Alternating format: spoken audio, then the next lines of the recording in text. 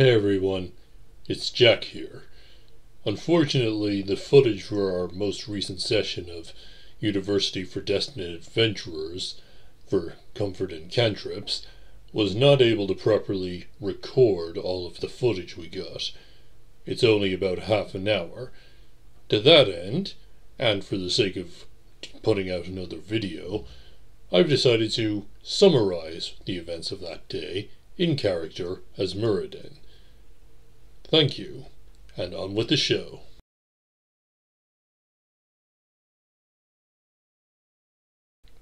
The Diary of Muradin Ironhammer, son of Torgar. Date, Zol, 2nd of Ron. After a few mixed quality classes that were alternately boring, but interesting, or interesting, but prone to eliciting mixed feelings from me, I found myself walking home with my erstwhile companions and roommates. It seems that our Goliath, who is also mute, has a long, giantish name that he cannot communicate to us, and so he is simply called Bear, to us at least. Anyway, he was in communication with our other roommate, Draco. I am not fond of that man.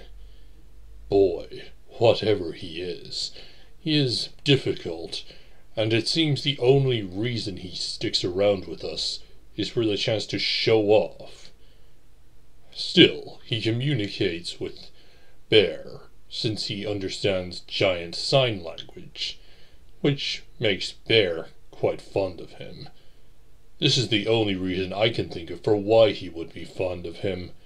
At any rate, Bear, communicating mentally and physically, told us about extracurricular clubs that the school hosts.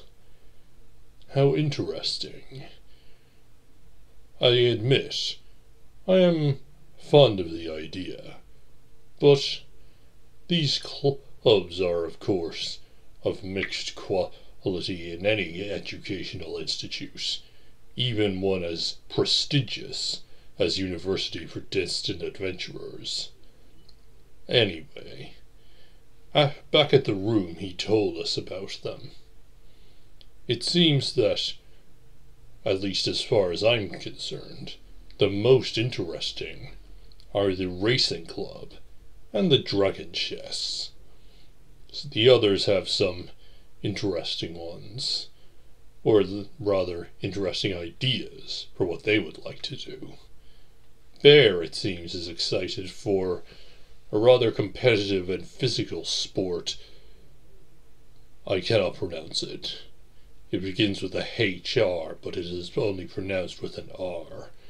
Anyway, it seems he is very well built for it, as a Goliath.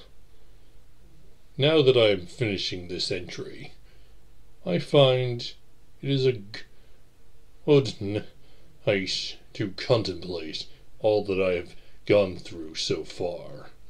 The dungeoneering, the mixed batch of experience with my party members, the bard Kel, whose sword I repaired, the Lady Tempest, who seems very well spoken and rather clever, and nooks.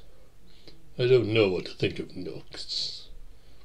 They are unusual and seem very challenged with social situations.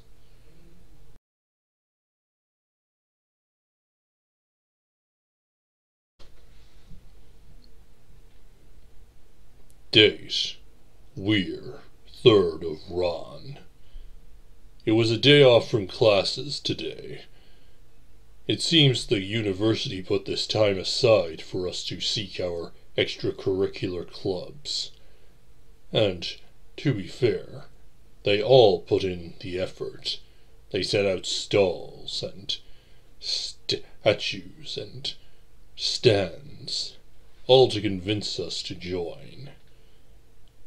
Our group all wanted different things, and with a variety of signs and postings, we soon found what we were looking for. I myself went after the racing club. I had heard of it from Bear, and it sounded very interesting.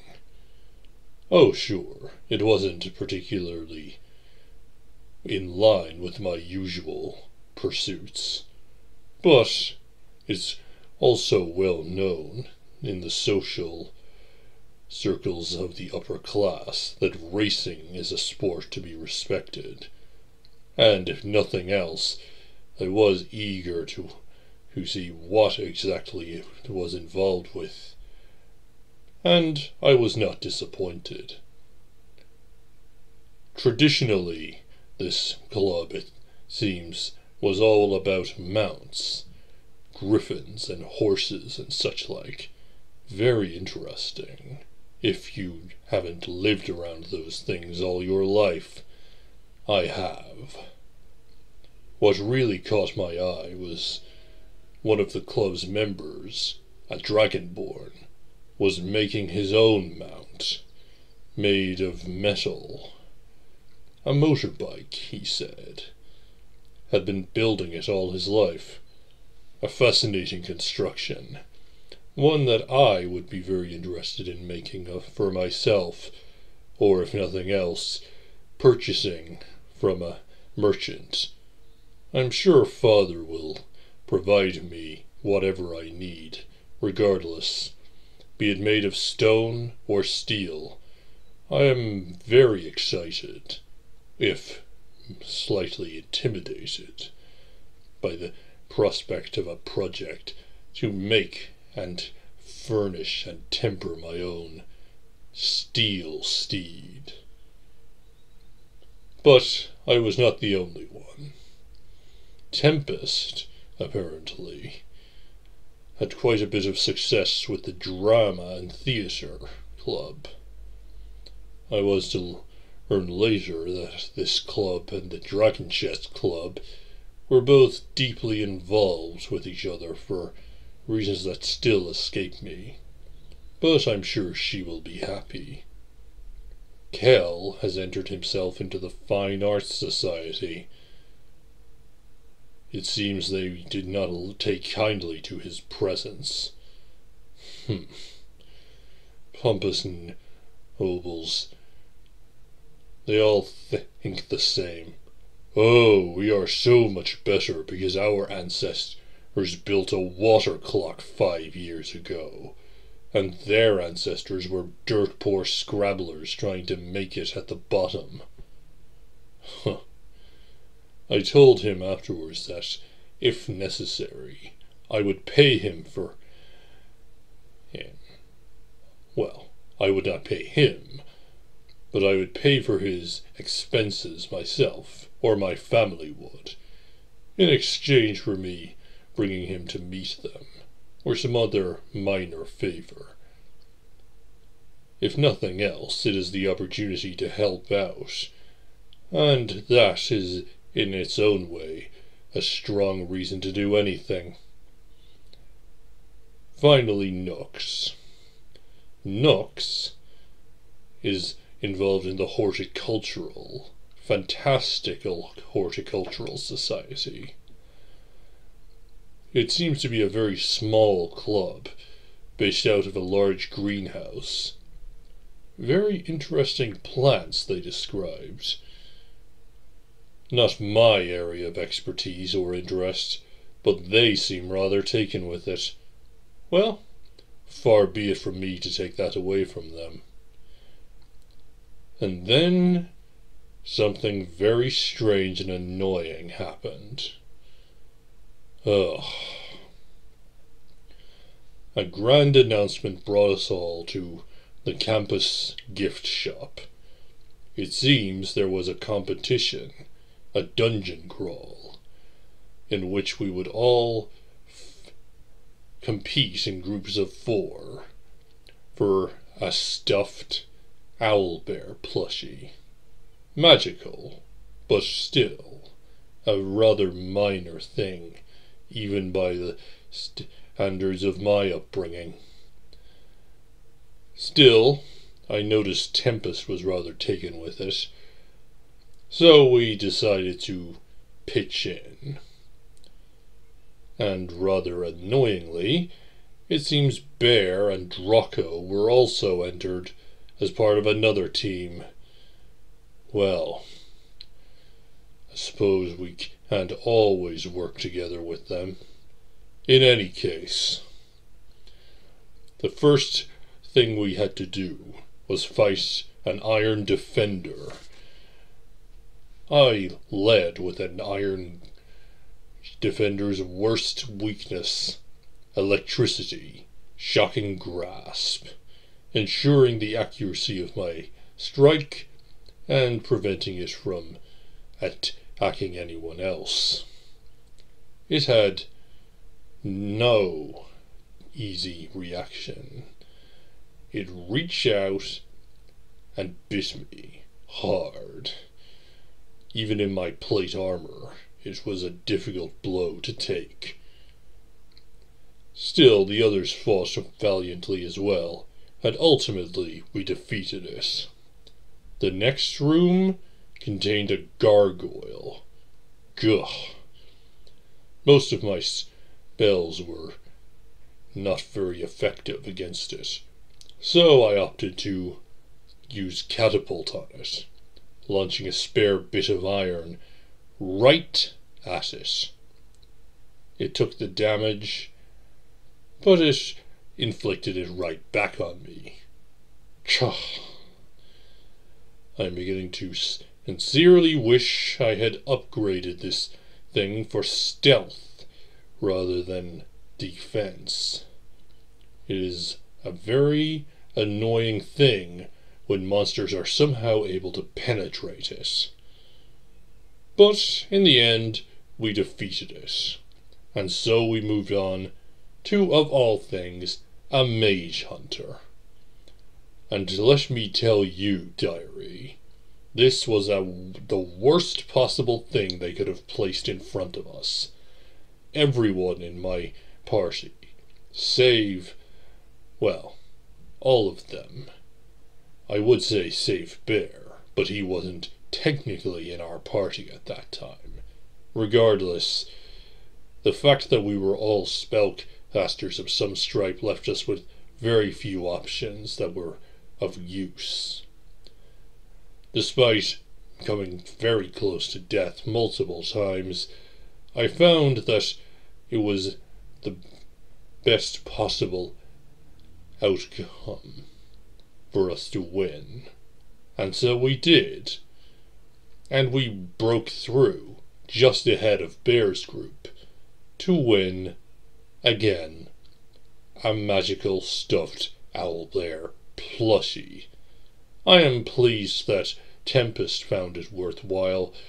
I, for one, feel very shortchanged that all I got out of it was a damaged set of armor. This will take some time to repair. At any rate, it was after that we went to find our next clubs. I went to the Dragon Chess Club, and it is there that I learned, as Tempest did, that the theatre group was involved. They wanted to dress up as dragon chess pieces and act out the battles, not in the sense that they would actually strike each other. Apparently, that was what the live-action role-playing club wanted to do, and that's why the theatre club were chosen. Why anyone would want to dress up as such exquisite pieces when any costume could not be a patch on the original is utterly beyond me. Fortunately, it seems they do have more traditional matches, and for that I am grateful, because I have no wish to be anywhere near such nonsense in future. Tempest went to the cheer squad. Had a bit of trouble, it seems, with the head cheerleader. I'm not sure what went wrong. She didn't say, though it seems Draco found it amusing. I suppose even in an environment where all people are equal, there are still elitists to be found. Well, Kel found a place that was more suited to someone of his talents. Show band. He plays a number of instruments. I'm sure he will be quite happy with them. And finally Nooks. They went to the Dead Languages Society. Apparently, they were looking at something in ancient Dwarfish. My family would pay a fortune for such a thing. Best I do not tell them about it then, because they would absolutely try to acquire it. It